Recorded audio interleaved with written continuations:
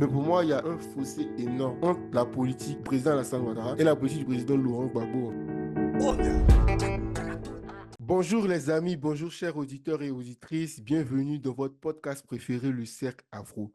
Eh bien, nous sommes déjà à notre troisième épisode et comme vous le savez, nous parlons des sujets qui touchent les jeunes africains et africaines. C'est un podcast 100% africain. Et aujourd'hui, comme d'habitude, je me retrouve avec mes chers compagnons Messi et Joanne. Les gars, comment allez-vous? Moi, je vais bien, merci Joseph, merci pour cette belle introduction. Heureux Ah, d'être là. Pareil de mon côté, toujours un plaisir de venir faire ce podcast avec le seul GOAT Messi. Je n'allais pas dire les deux GOAT parce qu'il n'y en a qu'un seul. je le prends un peu mal. Eh bien, les amis, comme vous le savez, le sujet qui secoue la toile en Côte d'Ivoire en ce moment, c'est le sujet des élections, notamment de l'enrôlement. Et ça me permet aussi d'aborder un truc important pour les jeunes Africains, c'est le détachement que les jeunes ont par rapport à la politique de nos jours. Et on remarque que pas mal de jeunes ne s'intéressent pas trop à la politique pour diverses raisons. Et du coup, ça me permet d'aborder ce sujet-là et de voir un peu euh, comment pousser les jeunes à s'intéresser à la vie politique et voir même s'enrôler. Et je tiens juste à préciser qu'au moment où ce podcast va sortir, l'enrôlement sera déjà terminé. Mais c'est très important pour moi de parler de cet aspect-là. Donc, les gars, je vais être direct. Pour vous, est-ce que la politique, c'est important? Ou quel regard portez-vous sur la politique en tant que jeune, évidemment?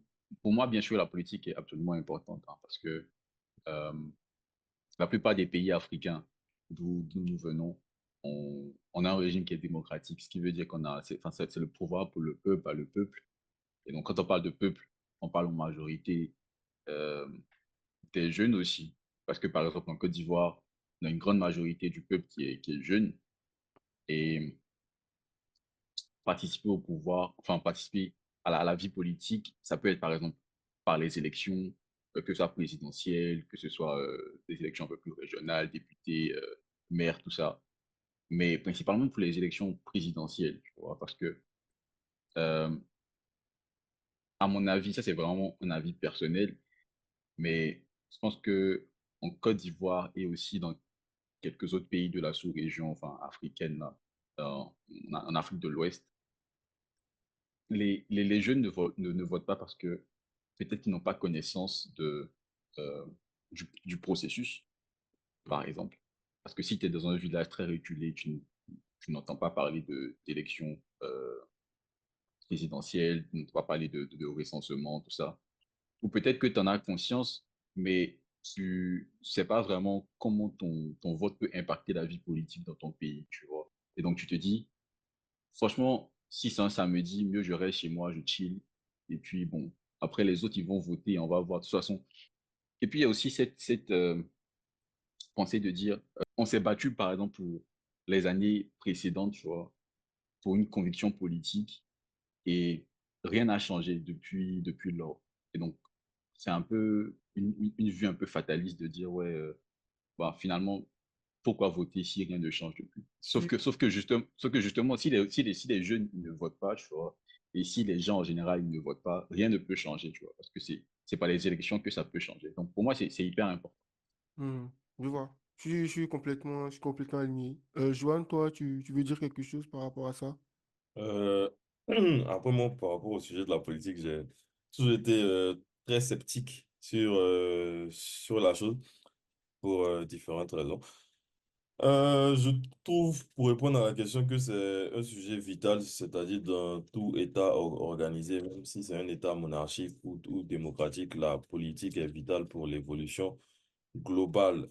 Maintenant, dans le cas spécifique de la politique en Afrique de l'Ouest, en Côte d'Ivoire, si on veut rentrer énormément dans le détail, j'ai pendant très longtemps été assez sceptique sur la chose, un peu pour les raisons que Messi a énoncées sur le fait qu'il n'y a pas tellement de choses qui changent. Après, il y a bien sûr des petites choses qui changent, mais pour moi, à l'époque, je trouvais qu'il n'y avait pas tellement de changements notables. Après, certaines personnes diraient, bah, peut-être que j'ai pas tellement fouillé dans le détail pour bien voir ce qui a été fait, ce qui ne serait pas forcément faux, mais ce qui me dérangeait énormément dans la chose, surtout avec l'argument du, bah, si on vote pas, rien ne va changer, c'est que j'avais vraiment l'impression que parmi les personnes qui se présentaient, surtout dans notre contexte africain, on va dire, c'était choisi entre Pierre et Paul. C'est-à-dire, à la limite, choisi entre guillemets, de manière non péjorative, soit entre le cabri ou le mouton, c'est-à-dire deux cousins en gros. Mhm. Et les candidats, pour moi, en tout cas, il y avait personne qui était bon. Du coup, c'est comme si on vote parce qu'il faut faire un choix. OK, on doit voter pour quelqu'un, donc on vote pour le truc. Et j'avais vraiment un problème avec cette logique-là parce que pour moi, en tout cas, je trouve que si tu votes, tu dois vraiment avoir la conviction que cette personne va améliorer les choses. Or, j'avais vraiment l'impression que c'était plus une idéologie de on doit voter parce que c'est un devoir, ce qui n'est pas forcément faux. Donc, comme on doit voter, on prend quelqu'un. Donc, même si demain, on envoie Jean-Baptiste qui va foutre la merde carrément, on envoie Jean-Michel, on sait qu'il va foutre la merde, mais comme on doit voter, on vote pour quelqu'un forcément, en fait. Et j'avais vraiment l'impression que c'était cette mentalité qui était là. Elle n'était pas forcément majoritaire, mais voilà. Du coup, ça ne m'a pas motivé, voilà, pendant un très long moment à m'intégrer sur ces affaires de vote-là. Mhm. Mhm. Ouais, c'est très intéressant ce que tu dis. Si je veux, comment dire, si je veux résumer ce que vous avez dit, je suis complètement d'accord. Pour moi, c'est ultra important la politique, en fait. Pour moi, c'est l'essence même de la vie d'un peuple. Parce que si on se dit que nous formons une nation, il faut qu'on trouve des dirigeants qui vont nous conduire, en fait.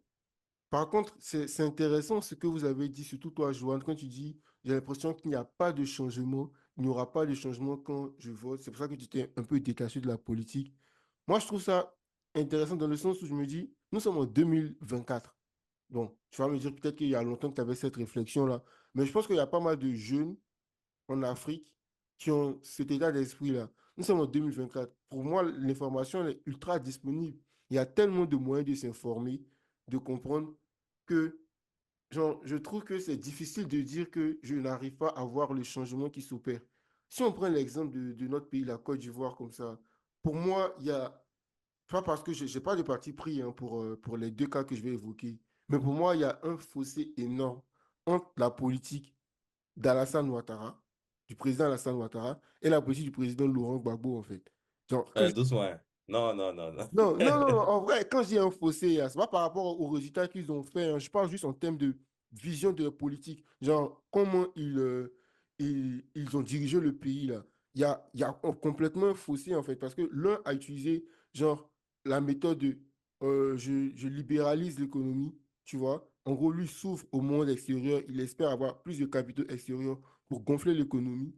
Et puis, il y a l'autre qui a dit, moi, je veux miser sur la Côte d'Ivoire, les Ivoiriens. Mais tu vois, c'est deux politiques différentes. Et du coup, si tu t'as... Enfin, je pense que si tu t'assois et que tu regardes un peu comment les deux ont évolué, tu peux voir clairement la différence, en fait.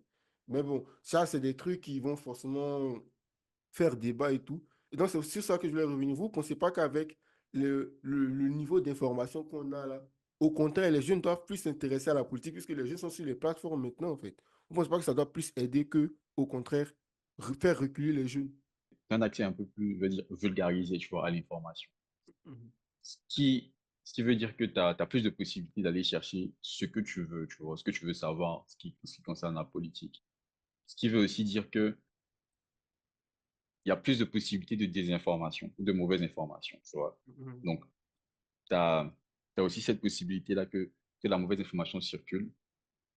Après, oui, tu me diras que c'est encore enfin, à toi de faire cet effort d'aller chercher ce qui est vrai comme information, tu vois, parce que tu vas pas prendre tout ce qui circule sur le net. Donc, oui, c'est vrai qu'on a, on a toutes ces ressources-là aujourd'hui. Mais après, tu vois, toi, tu as parlé de différences dans la manière de gérer un pays, par exemple. Mais ce que les jeunes vont regarder directement, c'est pas forcément ça, c'est quels ont été les résultats, tu vois. Mhm. Et si le jeune, il s'aperçoit que sur ton mandat de 5 ans, hein, comparé au mandat de 5 ans d'un autre président, il n'y a pas vraiment eu de résultat, peu importe la manière dont tu as géré le pays, lui, il va se dire que finalement, ça a été pratiquement le même mandat, tu vois, Ouais, le ouais, c'est même la même président. chose. Et Ouais. donc, c'est la même chose, tu vois. Et Mhm. donc, ça revient un peu à ce que Joanne disait, c'est-à-dire, tu as deux candidats ou plusieurs candidats, mais en réalité, le choix, c'est de voter pour le moins pire, peut-être. C'est Mhm. vrai, tu vois un peu. Mhm. Ou de voter, de voter pour ou contre une personne, parce que tu as deux grandes oppositions politiques. Peut-être que tu n'es pas en faveur, t'as pas forcément un choix, tu vois, prédéfini pour un des partis, tu vois. Mhm. Mais juste parce que tu es contre un parti, tu vas voter pour un autre. Et que tu vois un peu ce que je veux dire. Mhm. Mhm. Tu vois, Ouais, je c'est vois. cette idéologie de je vote contre quelqu'un, je ne vote pas pour quelqu'un. Tu vois un peu ce que je veux dire. Mhm. Donc, je pense que regarder la manière de gérer un pays, c'est un peu plus poussé, tu vois, comme réflexion directement pour nous les jeunes. Et moi, je trouve que c'est effectivement ce qu'on doit faire, tu vois. Effectivement, Mhm. ce qu'on doit faire, c'est effectivement vers ça qu'on doit se tourner.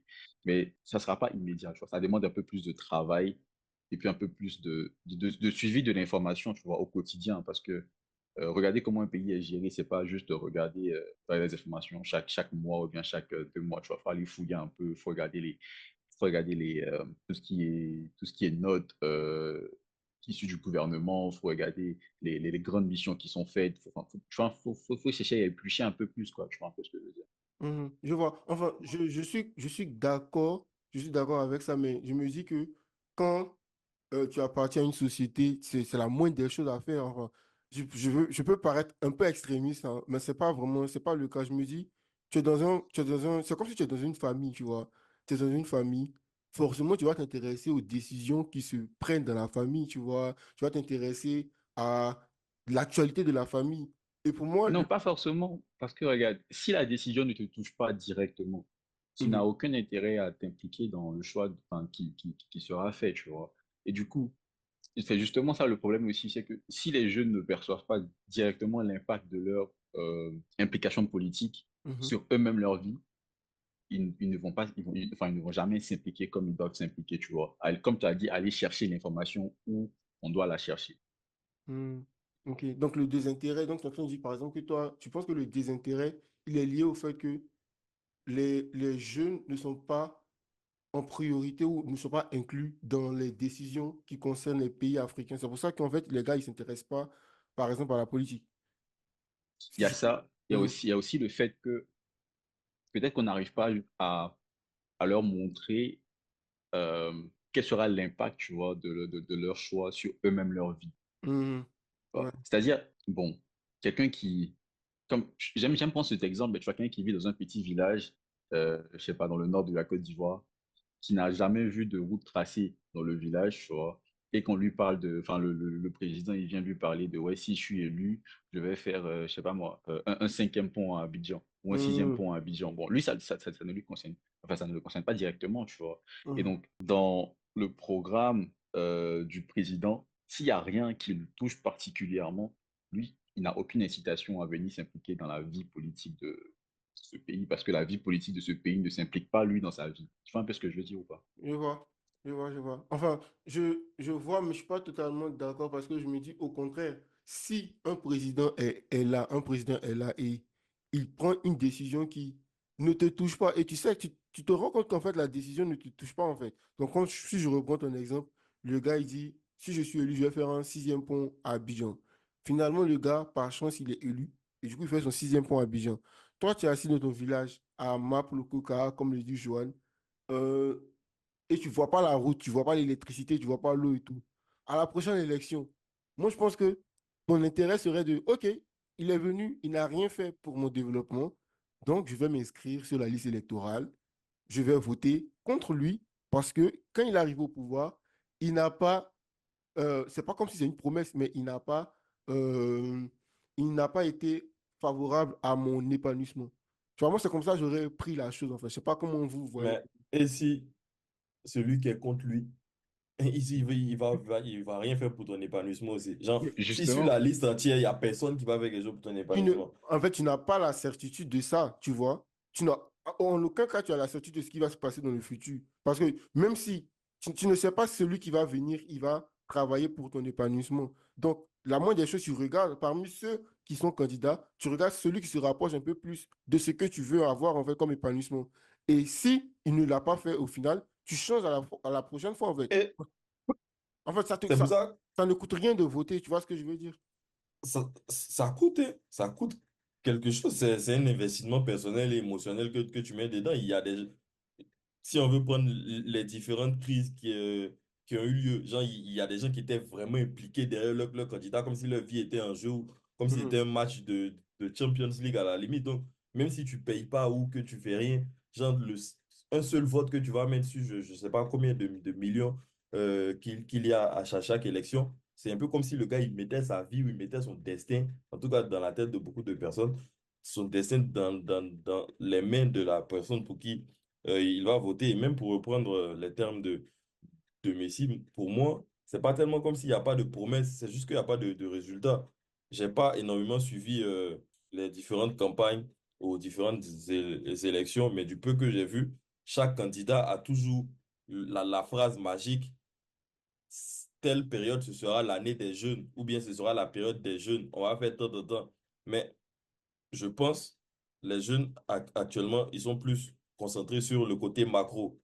C'est-à-dire, ils vont pas, pour la majorité, tellement aller dans le fond pour savoir, genre, à l'échelle microscopique, bon, peut-être qu'il a fait un tel petit truc qui a une répercussion sur nous.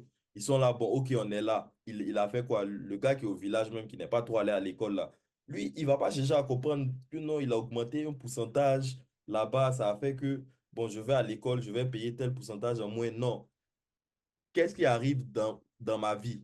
Est-ce que, est-ce que le prix du manioc a diminué? Est-ce que je peux faire? Qu'est-ce qui arrive directement? Il y a bien sûr certains intellectuels, on va appeler ça comme ça, qui vont essayer de pousser un peu plus loin la chose pour voir, OK, à une échelle un peu plus granulaire, pardon, il y a telle chose qui est arrivée, OK. Mais derrière, quand tous les candidats viennent sur 5, 10, 15 ans, disent l'année des jeunes, l'année des jeunes, l'année des jeunes, mais derrière, il n'y a plus de place à l'université. Récemment, ils ont chassé les gars à l'université de Cocody, en sachant que mhm, déjà, il y avait presque plus de place. Chômage, je ne connais pas les pourcentages du chômage, mais je ne pense pas qu'actuellement, on soit un exemple en termes d'employabilité des jeunes sur énormément de domaines. mhm. Pas pour dire que voilà, on est super haut, mais voilà. Donc, si on veut prendre vraiment le cadre, les jeunes, comme vous avez dit, j'ai pas fait énormément de recherches non plus. Mais dans un côté macro, j'ai pas l'impression que, tac, on soit à un niveau où les jeunes sont contents de dire, OK, par rapport à la politique, ouais, le président actuel qui a fait un super travail avec le peuple, bien évidemment, je le supporte. Mais le président actuel, il a trop fait pour nous. Après, je sais pas, peut-être que derrière, il a fait des réformes de dingue. Mais moi, Ouais. je les ai pas vues. En fait, je vois ce que tu veux dire, mais en fait, pour moi, ça ne répond pas à la question dans le sens où toi, tu dis le président actuel. C'est comme si tu te dis, on va dans une politique de réélire le président actuel. Moi, je suis pas forcément, c'est pas ce que je dis en fait. Moi, ce que je dis, c'est le président actuel ne satisfait pas tes besoins. Ok, il n'y a pas de souci. Je vais m'inscrire sur la liste électorale et je vais voter contre lui. Le président actuel satisfait tes besoins. Ok, je vais m'inscrire sur la liste électorale pour le laisser continuer son travail. Chacun doit se poser la question à son échelle, en fait. Tu vois, c'est comme ça que moi je vois. C'est pour ça que je dis que c'est important de voter. Et peu importe que tu aies reçu, tu aies vu des résultats ou non, des résultats positifs pour toi ou non, toi, tu dois te dire, OK, je vais quand même aller voter pour pouvoir, comment on appelle ça, pour pouvoir bénéficier de ce que tu recherches, en fait. Personnellement, pour moi, c'est un peu trop une logique, genre, soit blanc, soit noir. Soit il a fait ce que je veux et je continue à le voter, soit il n'a pas fait, donc je vote pour quelqu'un. Pour moi, vu, selon moi, l'implication émotionnelle que tu mets dans la chose, tu dois voter pour quelqu'un en qui genre, tu accordes vraiment ta confiance. Pas, tu dois pas voter parce que un n'a pas fait ce que tu voulais, donc tu prends l'autre.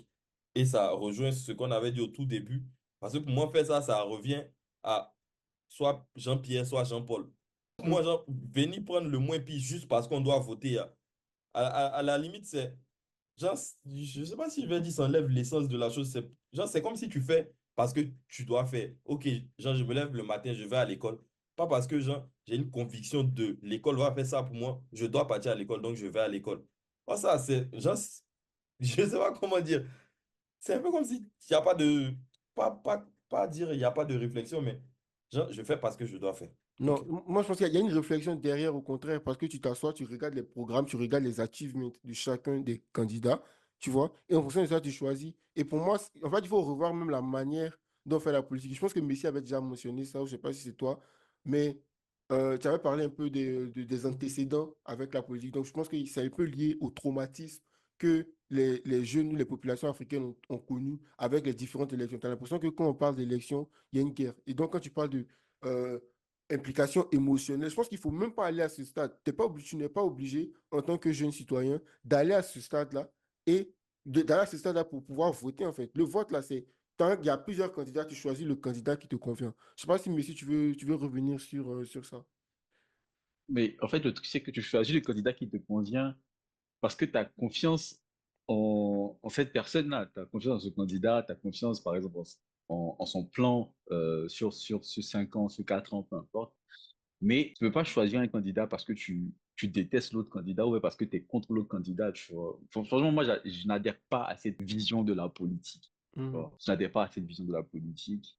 Et je pense qu'il y a beaucoup de jeunes comme moi qui n'adhèrent pas à cette vision de la politique. Il y a beaucoup de gens en général qui n'adhèrent pas à cette vision de la politique. Et c'est pour ça qu'il y a un taux d'absentéisme qui va évoluer en fonction des élections. Parce que tu vas voir que ça va être beaucoup facteur de qui se présente, tu vois, avant même de pouvoir regarder les différents plans, les différents programmes et tout ça, tu vois. Ils vont regarder qui seront les potentiels candidats. Mhm. Et en fonction de ça, ils vont se dire, OK, moi, par exemple, j'apprécie ce candidat ou je n'apprécie pas ce candidat. Donc, enfin, j'apprécie, donc je vais m'inscrire sur la liste électorale pour aller voter. Je n'apprécie pas, je vais rester chez moi. Tu vois. Mhm. Et c'est triste, mais c'est aussi comme ça que moi je vois la chose. Tu vois. Donc je me dis qu'il y a peut-être un travail qui doit être fait. Franchement, je sais pas comment prendre l'exercice, mais je me dis qu'il y a peut-être un travail qui doit être fait pour déjà que les personnes qui sont capables de se présenter, tu vois, aux élections électorales là, soient déjà des modèles de vie politique, tu vois, et qui puissent impacter réellement peut-être la vie des jeunes, la vie des personnes en général. Déjà pour que ça puisse susciter une envie d'aller voter, et que tu vois un peu. Et après, soit quand tu as cette envie d'aller voter, maintenant tu vas regarder pour qui tu veux voter. Tu vois un peu ce que je veux dire. Je vois, je vois. Mais enfin, je trouve que c'est vraiment restreindre, c'est vraiment extrapoler en fait. C'est pour quelqu'un qui est vraiment impliqué dans la politique qui va rentrer dans ce détail-là. Et pour moi, genre, bon, enfin, ça peut paraître, si tu me dis c'est bien, hein, ça peut paraître extrémiste, mais pour moi, tu n'es pas obligé, en tant que jeune lambda, tu te dis, moi, j'ai pas le temps pour me concentrer sur la vie politique de partir militaire dans un parti. La moindre des choses, quand une élection approche, tu as les programmes de chacun des candidats. Ensuite, tu vas regarder les achievements que chacun a déjà fait. Si par exemple un candidat était président sortant, tu regardes ce qu'il a réalisé. Si tu vois que ça ne t'arrange pas, ok, tu changes complètement de vote et tu vas voter ailleurs en fait. Tu vois. Moi, c'est comme ça que je vois le truc. Et donc, du coup, je ne sais pas, vu que nous tous on est d'accord que les jeunes ne s'intéressent pas à la politique, est-ce que vous avez par exemple des solutions que vous pouvez proposer pour peut-être pousser les jeunes à plus s'intéresser? Je ne sais pas si monsieur, tu veux commencer ou Joanne. Moi, je pense que déjà le podcast qu'on fait, c'est pas mal. Non, mais Voilà. blague à part, je pense que ça doit passer par une campagne de sensibilisation, tu vois. Parce que comme j'ai dit, je pense qu'il y a beaucoup qui ne savent pas réellement quel est l'intérêt, tu vois, au niveau national de s'impliquer dans la vie politique. Mhm.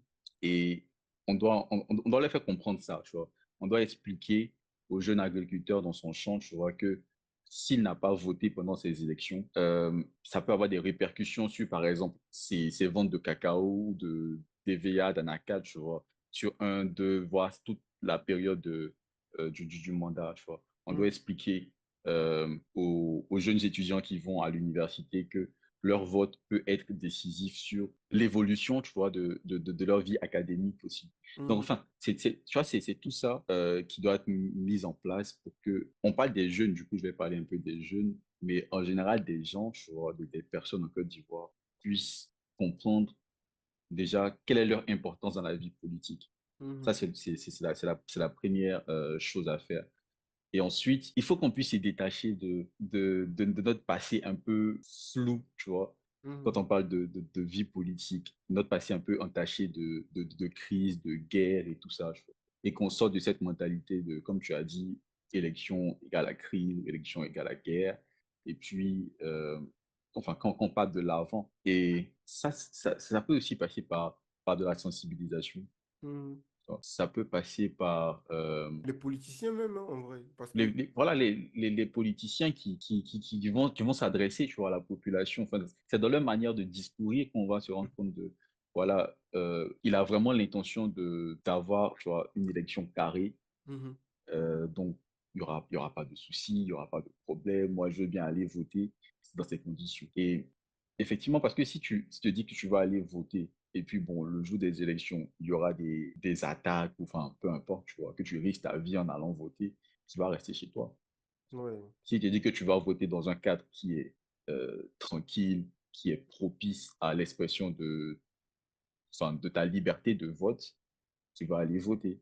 C'est un peu ce que je veux dire. Ouais, ouais, Donc, ouais. il y a des conditions qui doivent être mises en place pour que la population soit plus sereine vis-à-vis de la liberté d'expression, tout ça. Ok, moi je suis complètement d'accord. Joanne, tu as des solutions à nous proposer? Non, pas vraiment. En vrai, j'ai pas de solution miracle. Après, dans la continuité de ce que Messi a dit, je pense notre génération et la génération d'après, on est beaucoup plus connectés, on est beaucoup plus sur les réseaux, sur les systèmes d'information, ce qui est avantageux dans le sens où on peut facilement partager, ça peut facilement tourner. Mais il y a aussi les fausses informations. Du coup, pour moi, une solution pour plus impliquer les jeunes, ce serait de trouver une manière de faire un pseudo-marketing de la chose, de sorte à ce que les gens puissent vraiment voir. Parce que je pense il y a beaucoup de gens qui savent c'est quoi la politique, mais qui ne la comprennent pas forcément.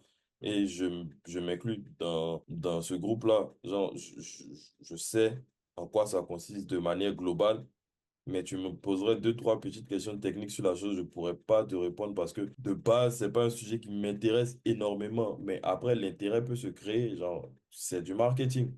Du coup, si le pays, Mhm. on va appeler ça comme ça, le pays veut vraiment impliquer plus les jeunes, faire en sorte de réduire le taux de non-participation, bah, essayer d'éveiller un peu plus l'intérêt de la jeunesse. Aujourd'hui, tout le monde est connecté, tout le monde a un téléphone même. Le gars qui est au village, quand il fait sa petite pause après deux buts de manioc, il est sur TikTok. Mhm. Donc, donc voilà quoi. C'est une petite campagne marketing, mais genre quelque chose qui ne sera pas ballot comme dans les publicités, un peu ennuyé, du style, oui, toi le jeune qui regarde cette vidéo aujourd'hui, va voter parce que c'est bon pour ton pays. Genre ce genre de bullshit, non, va faire parce que, genre, réveille vraiment l'intérêt. Comment faire? Je ne peux pas te dire, je n'ai pas fait de marketing. Mais il y a Mhm. forcément une manière de réveiller l'intérêt de quelqu'un quand il n'est pas forcément intéressé par quelque chose, de sorte à ce qu'il se dit, OK, je ne gagne pas d'argent quand je vais aller déposer ce papier-là, mais genre, je sens que je fais quelque chose d'important, tu vois. Ouais, je vois. En vrai, je te comprends et je prends bien vos solutions. Vous avez bien répondu à la solution. Moi, je peux apporter un truc. Et ça, c'est un truc que je dis depuis pas mal d'années. C'est pas comme si je ne veux pas faire l'ancien, mais ça fait pas mal d'années que je dis ça. C'est qu'il y a une sous-représentation des jeunes dans la vie politique en général. Qu'est-ce que je veux dire par là? Euh, j'ai vu une Statista qui avait dit que genre les 21 pays les plus jeunes au monde sont tous des pays africains. Et tu vois, il y a des pays qui ont des moyennes d'âge de 15 ans. Tu vois, le Niger par exemple. Et quand tu regardes ces pays-là, moi je vais prendre l'exemple de la Côte d'Ivoire. Le ministre de la Jeunesse, c'est une personne qui a plus de 40 ans. Et moi, je pense que les gens ne s'identifient pas facilement, les jeunes ne s'identifient pas facilement à la politique parce que bah, quand tu regardes le gouvernement d'un pays, par exemple, tu ne vas pas voir de jeunes. Je ne dis pas qu'il faut mettre un jeune de 15 ans, de 16 ans, je ne sais pas, de 25 ans, mais je pense que au moins, il y a des jeunes qualifiés qui ont peut-être 20, 28 ans, 30 ans, 40 ans, pardon, 40 ans, 30 ans, 35 ans, qui sont plus connectés aux réalités que les jeunes vivent.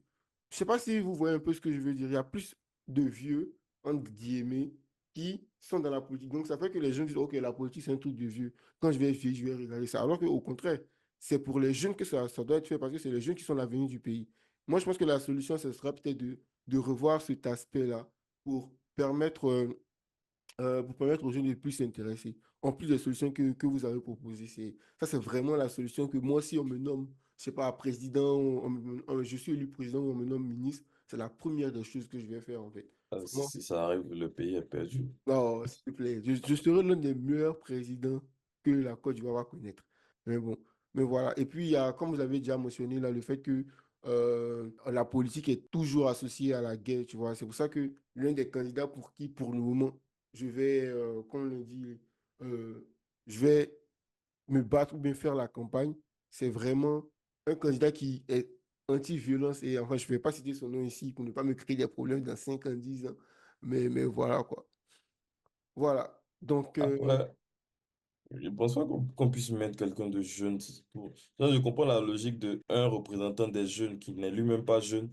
Mais le truc, c'est que je pense à la majorité du temps, 99,99% du temps, à moins de trouver vraiment une singularité. La majorité des jeunes n'ont pas l'expérience ni la vision d'ensemble nécessaire pour pouvoir atteindre ces rôles-là. Parce que je pense que c'est pas pour rien que la majorité du temps, ceux qui accèdent au pouvoir, c'est dans la cinquantaine, soixantaine. Parce que même quand tu arrives à 40 ans, on dit, ah, c'est un jeune celui-là. Du coup, si quelqu'un de 40 ans, dans un domaine, quand il arrive, on le considère comme jeune, ça veut dire, derrière l'expérience nécessaire pour à la fois contrôler le niveau macro et le niveau micro d'un champ, ou si tu es le président de la République, donc d'un ensemble de, de champs, c'est compliqué en fait. Et je ne pense pas qu'un jeune, je ne sais pas, qui sera dans la trentaine, on va appeler ça jeune, ait en général la capacité nécessaire, à moins que ce soit vraiment un profil exceptionnel, même si c'est pour être président de la jeunesse, pour vraiment aider les jeunes. Ok, il va connaître les difficultés, connaître ce qui mine cet aspect-là, les différents problèmes, mais je ne pense pas qu'il aura la vision ni l'expérience nécessaire pour voilà, trouver de vraies solutions. Si je veux prendre un exemple, c'est un peu comme si tu es dans une maison et genre, il y a un enfant. Genre, tout, tout le monde a faim. Genre, il y a des petits-enfants. Et tu donnes la décision à un enfant de choisir ce que les gens vont manger. Ce que les autres enfants vont manger, pardon. Donc, il sait que les autres enfants ont faim et tout. Mais le fait que ce soit un enfant, à quoi il va penser? Ok, je vais l'acheter bonbon. Donc, non. Non, non, Non. je prends un exemple c'est extrême pour que vous voyez un C'est peu trop, la, la ouais, logique. c'est trop c'est extrême. un peu Bon, ok. ouais, c'est un peu Mais pour caricaturé. dire, Ouais. mais, mais pour dire par rapport à un cuisinier ou bien un truc qui ne sera pas lui aussi un enfant qui va connaître, bon, ok, je ne suis pas un enfant, je ne ressens pas leur faim, mais je sais que, bon, cet aliment, c'est ce qui est le mieux pour eux. Pour moi, c'est mieux et je trouve c'est ce qui arrive en général, en fait. Moi, je vais rebondir là-dessus parce que je suis pas totalement. Enfin, il y a des aspects bon, enfin, avec lesquels je suis pas totalement d'accord. Parce que quand je parle d'expérience, je pense que les jeunes, ils n'ont pas forcément l'expérience en termes d'âge, mais ils peuvent avoir l'expérience en termes de vécu, de mission, tu vois. Parce Ouais. que, comme on a dit, on parle de jeunes, comme tu as parlé de ministre de la jeunesse. Mhm. Donc, ce sont des gens qui ont grandi, qui ont vécu des réalités, tu vois, comme on l'a dit, et qui peuvent défendre aujourd'hui la jeunesse face à ces réalités. Moi, je pense qu'il y a de l'espérance. Je pense qu'il y a de la connaissance parce que notre population, notre jeunesse, elle est de mieux en mieux formée. Enfin, on va pas dire que c'est du niveau des grandes puissances aujourd'hui, mais en tout cas, il y a de l'évolution. Donc, on a de l'espérance, on a de la connaissance, on a de l'ouverture sur l'international parce qu'il y a beaucoup de jeunes aujourd'hui qui s'exportent et Mhm. qui reviennent en Côte d'Ivoire sont des profils bourrés de talent. Je pense que ce qui manque, c'est peut-être cette structure de je fais confiance à un jeune, tu vois. Mhm. Cette mentalité chez nous aujourd'hui, de se dire que bah, s'il a 40 ans, c'est que, comme Joanne l'a dit, il n'est pas assez expérimenté, je ne vais pas aller écouter, tu vois. Moi qui ai Mhm. 60 ans, bien moi qui ai 50 ans, moi qui ai fait 20 ans de carrière à mon poste. Et ça qui est dommage, parce qu'aujourd'hui, les jeunes, ils ont beaucoup à apporter, tu Mhm. vois. Ouais. Ils ont beaucoup à apporter. Et il faut qu'à un certain niveau, on leur fasse confiance. Mhm. Mhm. C'est ça. Voilà ça, il faut qu'on leur fasse confiance parce que c'est très dommage d'entendre un vieux de 50, 60 ans dire à un jeune de 30 ans qui est diplômé de Harvard, qui revient en Côte d'Ivoire avec tout son bagage intellectuel, peut-être qu'il a travaillé quelques années aux États-Unis, en France, un peu partout dans le monde, et lui dire que ici, là, c'est pas comme ça que ça se passe, hein. Ici, tu dois Mhm. m'écouter parce que moi, j'ai fait 20 ans à mon poste, j'ai fait 25 ans à mon poste. Bah, déjà, si tu as fait 25 ans à ton poste, tu n'as pas bougé, c'est qu'il y a un problème, tu vois. Claire. Et ça se passe beaucoup aujourd'hui enfin, nos institutions, dans notre gouvernement. Et ça, c'est aussi un problème, peut-être qu'on va en parler dans un autre podcast, c'est aussi un problème qui fait que les jeunes, peut-être, ont du mal à revenir au pays, Ouais. ont du mal. Je parle des jeunes de la diaspora parce qu'eux aussi, ils écoutent notre podcast. Mhm. Merci à vous. Tu vois, ils ont peut-être du mal à revenir au pays et à s'impliquer dans la vie politique du pays parce que enfin, si tu es ivoirien, tu vis en France, tu peux toujours voter pour ton candidat en France, mais peut-être c'est un peu plus compliqué pour toi de t'impliquer réellement dans la vie politique de la Côte d'Ivoire, tu vois, ou d'un autre pays en Afrique. Donc, moi, je dirais qu'il faut faire plus confiance aux jeunes et qu'il y a vraiment un potentiel inexploité à ce niveau. Et il faut les mettre à des postes de responsabilité, c'est ça, en fait. C'est ça, hein. En vrai, je pense que même les jeunes, ils n'attendent que ça. Et quand on dit 28 ans, un jeune de 28 ans, 30 ans, hein, pas forcément quelqu'un qui vient de sortir des études, hein. Il y en a plein qui, moi, nous par exemple, nous, on va prendre nos exemples ici, nos moyennes, nos âges, si on veut faire une moyenne, nous alentours de 23 à 24. Dans 5 8 ans, là, ça fait des années qu'on travaille déjà. On aura peut-être déjà fait le tour du monde, on a accumulé pas mal d'expérience. Et pour moi, je me dis dans 8 ans, dans 7 ans, viens être ministre ou je sais pas, directeur d'un cabinet en Côte d'Ivoire. J'en dirais, je signe en fait. Et je pense que j'aurai les capacités nécessaires pour pouvoir faire ça. Donc, il ne pas me dire que ouais, je vais attendre quand j'aurai 40 ans, je vais rentrer, tu vois. C'est vraiment cet aspect-là que je trouve. Mais après, c'est une solution, hein, ça peut être compliqué. C'est la même chose que de dire que tu ne peux pas donner le ministère des Sports à quelqu'un qui n'a jamais fait du sport. Genre, la Fédération ivoirienne de football, par exemple, tu ne peux pas donner ça à quelqu'un qui n'a jamais joué au football. Pour moi, quand je vois ça, c'est lunaire, tu vois. C'est ça, tu vois, je ne comprends pas. Tu vois, c'est limite les postes qui sont Ah, donnés par affinité non, politique. moi je pense, parce que sur ces sujets-là, je ne sais pas si c'est ce que vous voulez dire, mais j'ai l'impression que vous voulez dire que comme quelqu'un a fait une activité, elle est plus disposée à diriger cette activité qu'une autre personne qui ne l'a pas faite. Alors que pour moi, c'est pas obligatoire, hein. C'est pas parce que quelqu'un n'a jamais joué au football qu'elle ne peut pas être président d'une équipe de football, en fait. C'est Ce pour ça que que je, ce que je dis, c'est que entre une personne qui n'a jamais joué au foot et une personne qui a joué au foot, par rapport au football, celui qui a joué au foot, il connaît plus les réalités. Il sait ce que ça fait d'être sur un terrain de football. Il connaît les conditions dans lesquelles il faut se mettre, par exemple. Et ça, c'est un autre truc qu'on pourra aborder après, mais il sait, par exemple, dans quelles conditions il faut mettre un footballeur avant un match. Tu vois, il sait dans quelles conditions, dans quel hôtel il faut les loger. Il sait comment ça se passe. Et dans pas mal de pays africains où le football n'est pas au footballeur, on voit comment ça se passe, hein, des problèmes de primes, des problèmes franchement, de corruption. On voit ça. Et c'est ce que je veux dire. C'est un monde, ce que je dis, c'est pas un monde parfait, tu vois. Mais je pense que c'est ce genre de truc qu'il faut peut-être mettre en place. Donner des postes à des gens qui sont compétents pour le faire, en fait. Si tu n'as jamais joué au football, que tu es compétent, il n'y a pas de souci, hein, on te donne le poste. Mais j'aurais plus d'autres tendance à donner ça à quelqu'un qui a déjà fait, quoi. Ouais. Ouais. Et donc, pour revenir à cette histoire de présentation des jeunes dans le pouvoir politique de nos pays, on peut très bien mettre un jeune à un poste de responsabilité, tu vois.